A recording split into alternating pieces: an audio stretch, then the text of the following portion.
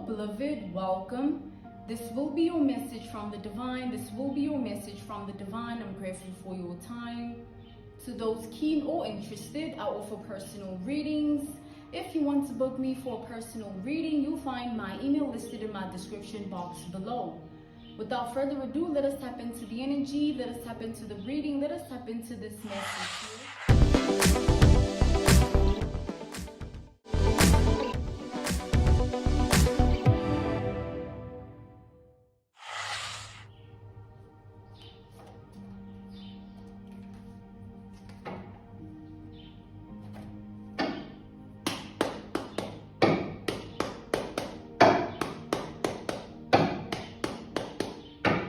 So somebody is afraid of you, or people are afraid of you. A few, plenty. Take it out, applies, take it out, resonates for your world, life, and reality. But you are somebody that is feared. Everybody that comes into contact with you somehow, you always leave that stench or that signature of fear, where they don't know how to act or what to feel and think.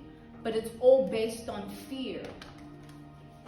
You have people biting their tongue or acting dumb or being in a situation or energy or scenario or predicament of pretending that something is not what it seems, but it is. These are people that want to connect with you. They want to be important in your life. They want to matter, okay? They want to be looked at as impactful or influential onto your identity. They worried, nervous, concerned, in paranoia, in insomnia, in loss of sleep, loss of appetite right now, because they are unable to get into your energy. They are unable to reach you. They are unable to connect to you. You are out of reach or far away, emotionally distant, mentally detached. You're spiritually ascended, okay? You're physically cold, aloof, okay? But these are people that want to be exactly where you are. We have the Empress in the reverse. The reason they want to be exactly where you are is because they're recognizing and realizing and awakening to your truth, being that whatever they try to paint you as is something that they're facing as a personal issue and as a personal problem. They're recognizing, realizing, and awakening to that truth, that they were always the problem and the issue. Because in the end, they never affected you the way they wanted, the way they thought and felt they could, or the way they would have, should have, could have. We have the Muse of Materials, the Muse of Pentacles here. Because now, that same stench or that same signature that you lift onto their energy, which is fear, is making them want to be exactly like you. We have the Muse of Emotions, the Muse of Cups. They want to tap into your energy or tap into your mind or tap into your heart, tap into your walk, your journey, your chapter of life, and reach you where you are, or connect to you where you are, or be exactly who you are. They can't accept what they're living. We have the Muse of Materials, the Muse of Pentacles. They can't come to terms with what their reality is, or their world, or their life, because of what yours is. So the more they look at you, the more they have to reflect on themselves, or readdress, or reassess, or rebrand, revamp themselves, because you are in constant motion. You can't be stopped. You are an unstoppable force. You are a force to be reckoned with. You are something or someone to rarely be feared. And as you continue on to this path, it's easy for these people to still not want to recognize, realize, and acknowledge what they've done. Because the more you are in constant motion of your evolution, mentally, emotionally, spiritually, physically, they have to catch up. They have to keep climbing or maintaining or or upkeeping or appearances, image, caliber, reputation, the energy of a mask, okay, false person energy. They have to keep being in these illusions until you come around, and the illusion must disintegrate.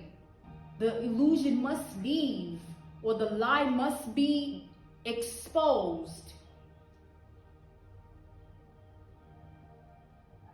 Something must be revealed as soon as you're around. You bring in that fire,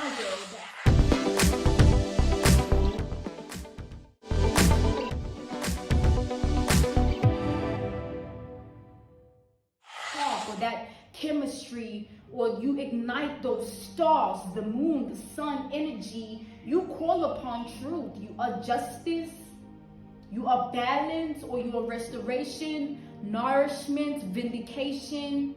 That's in your name, or your household name, or you have a spiritual bounty, okay? Ancestors and spirit guides and ascended masters from afar, or in your lineage, in your bloodline, that really assert themselves on a daily basis to just solely live to protect you. That's what they live for. That's what they are here, your protection. So protection isn't, oh, something happened, something will, something might. It's not about anything or anyone. It's about the role they're playing. They're meant to be your shield, your cover. They're meant to be your cloak. They're meant to guide you to the right direction. You are never meant to fall into anything that doesn't have to do with who you are meant to be. Whoever tries to sway you towards a different direction or path or compass because of their hatred or evil or wicked or jealousy, they always pay for it with their life, is what I coincidentally just heard. So there's always a mental check that is written in your name every time a hater comes around. There's always a emotional bank statement that is due in your name whenever a hater comes around. There's always a spiritual cost or a physical price that must be paid up. Someone must pay when it comes to you. Like, someone must pay. That's why they're in the Nine of Swords energy. Worried, anxious, paranoid, and insomnia, loss of appetite, loss of sleep, just in constant paralysis of this fear. It's rigid, it's stagnant, it's stuck, it's kept there. It's entrapment, it's bondage, bound energy. It's like they can't get rid of it. It's an attachment. It's a cord, it's a soul tie. It's a rope, and it keeps them right where they're at, and they're forced to bow. They're forced to be in respect, because when they're alone behind the scenes, they know what they feel and think. When they're around people, they know what they must try or illusionize or pretend or act like they feel and think, because it's public. But within lies the truth. Internally lies.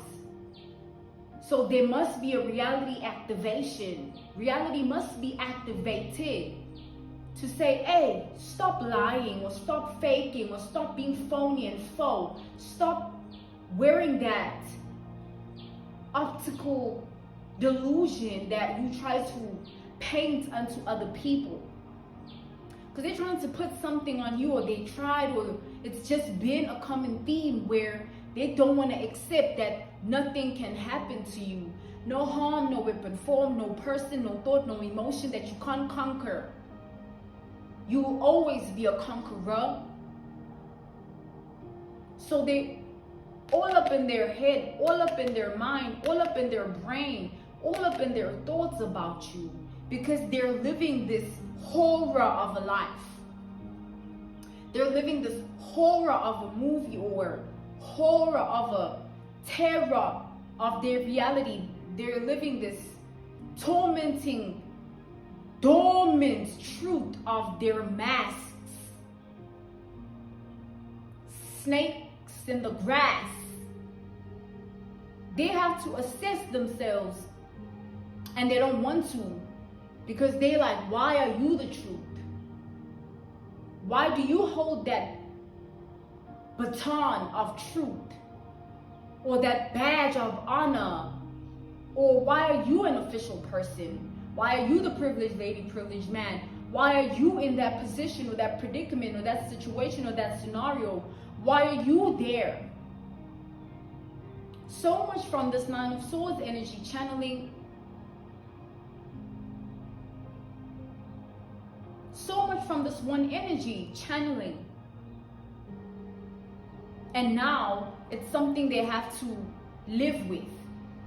They can't say, oh, whatever. There's no whatever. They can't ignore it. They can't pretend or act. They can't be in ignorance or oblivion. It's a truth that is haunting and follows them like their own shadow. It's a reality that is shadow-based. They should have chose to stay in the light with the energy they sent your way, or the person they chose to become in your reality, or the world they built off of your name, or whatever they tried to send into your identity, your face, and throw in your life. Because in the end, nothing came from it outside of misery, sadness, melancholy, somber energy. Now they dismally failed in doing this, to the extent that there's nothing left for them to do. They just have to suffer and bow, suffer and bow, suffer and bow.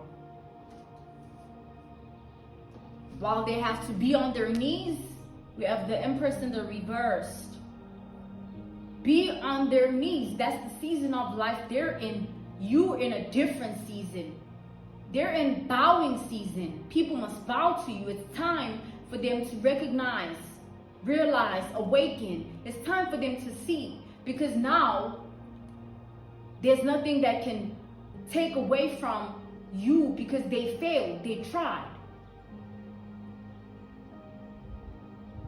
They did what they did, and it chose itself in their life, because that was their decision and choice. And now they have to sit in that, stand on that, live in that, sleep in that, with that, do that, speak that, feel that, think that.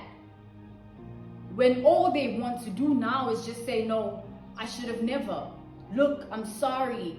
Now they want to call, text, show up, meet up, link up. Now they want to debunk or decipher, debrief the energy. They want to talk. They want conversations. Now they want to make peace.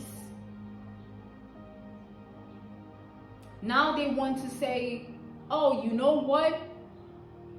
I should have rather, I would have rather, I could have rather, stuttering, speech impediment, unable to vocalize, express, just nothing there.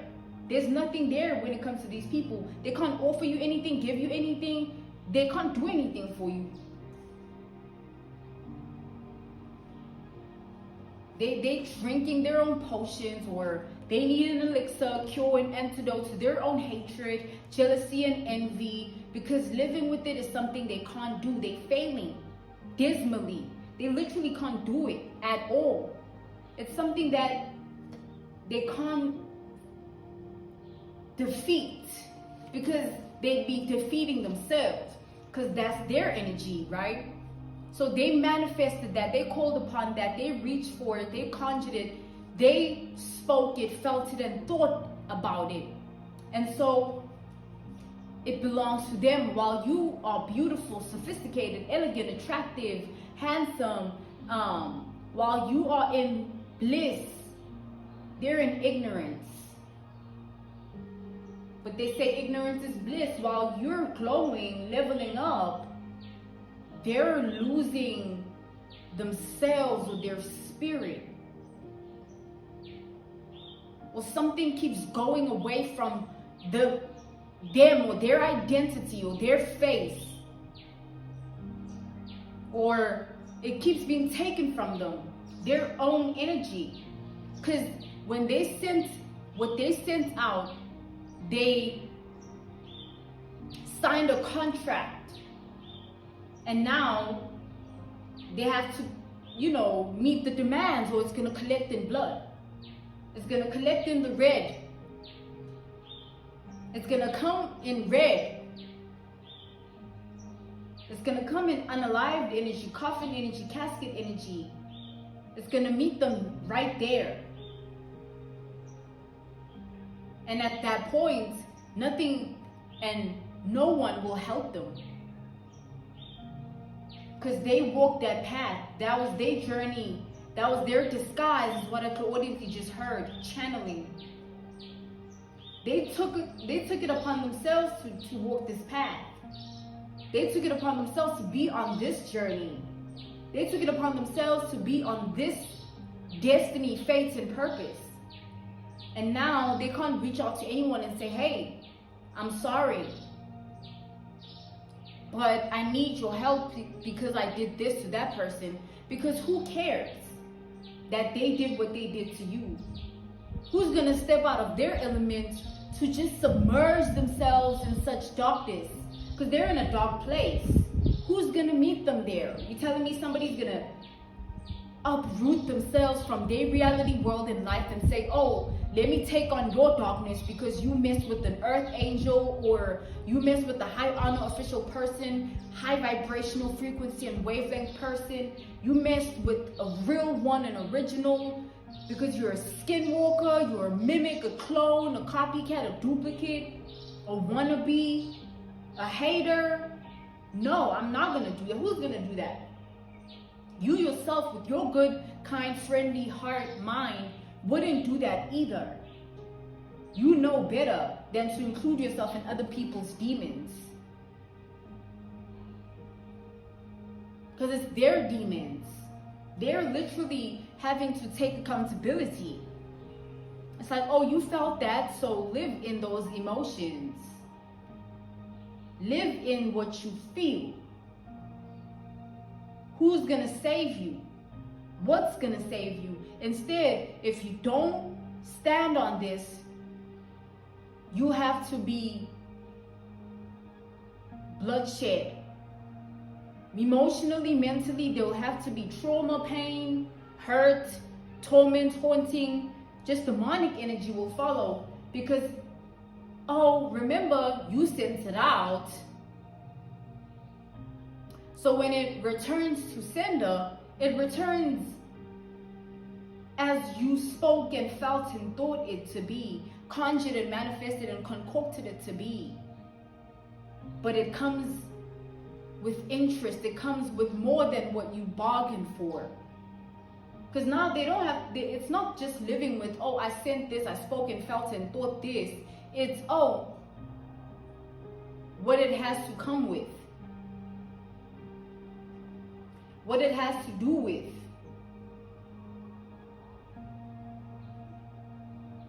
What it is. Or how it is. Now looking at you is just something they can't do. Muse of inspiration, muse of wands. All these rumors drifting around, and I don't like the way they sound. All these rumors drifting around, and I don't like the way they sound. Your voice has authority. Your voice has dignity, morals, integrity, values. Your voice has traditions and ethics. Their voice is demonic, hateful, vindictive, calculated, analytical for all the wrong reasons, cold, diabolical, ugly. God don't like ugly. God don't like ugly. God don't like ugly. Evil eye energy, Malakio energy. Nothing can happen to you, literally. It's something very, very, very, very noble about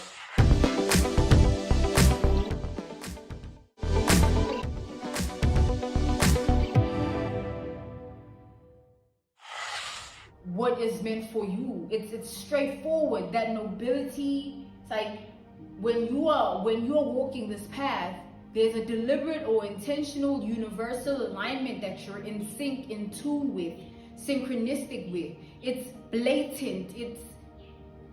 It's right what it needs to be. There's no ifs, ands, or buts about it.